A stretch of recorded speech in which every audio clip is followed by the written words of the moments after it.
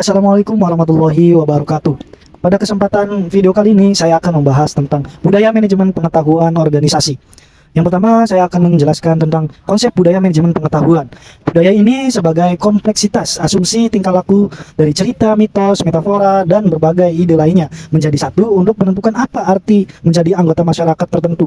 Oke, mari kita pahami pengetahuan manajemen. Pengetahuan manajemen itu dibagi menjadi tiga. Yang pertama pengetahuan eksplisit, yang kedua pengetahuan implisit, dan yang ketiga itu pengetahuan itu sendiri. Untuk memperoleh pengetahuan itu mendapatkan dengan cara yang berbeda-beda dan dari sumber yang berbeda juga. Sumber pengetahuan yang paling umum adalah pendidikan formal. Pengetahuan ini berasal dari lembaga pendidikan di mana itu diteruskan ke individu melalui pengajaran dan itu disebut sebagai pengetahuan eksplisit. Kemudian setelah individu tersebut memperoleh pengetahuan eksplisit ini, pada akhir studi mereka mendapatkan pekerjaan di sebuah perusahaan di mana mereka mulai menerapkan pengetahuan mereka.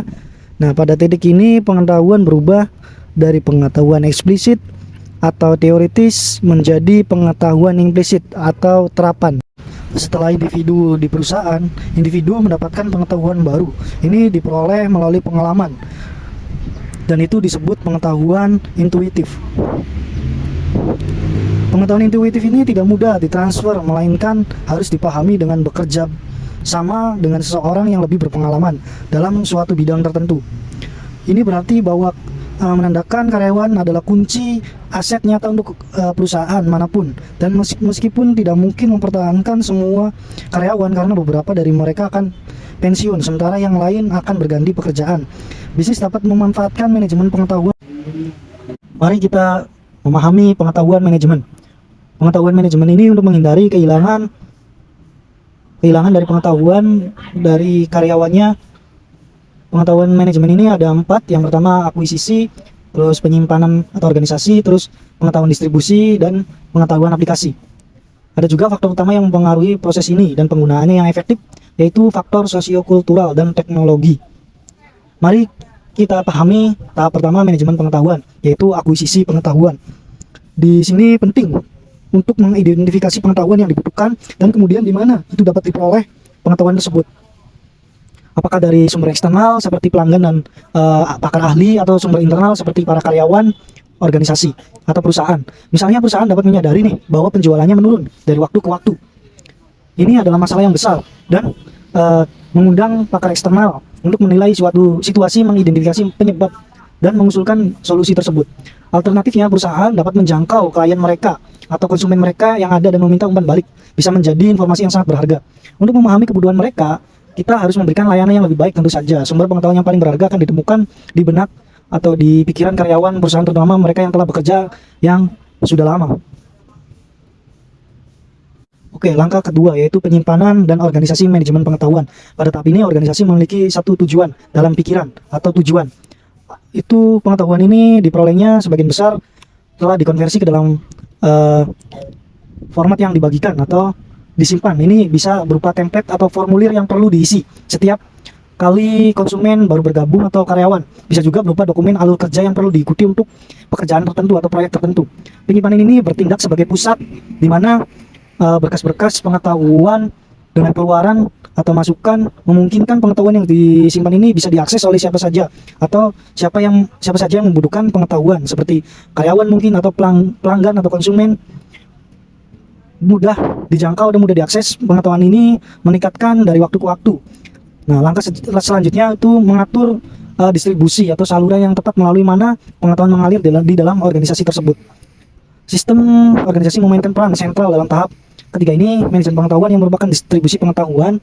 Seperti setiap tahap lainnya dari proses manajemen pengetahuan, distribusi pengetahuan tidak dapat diabaikan nih.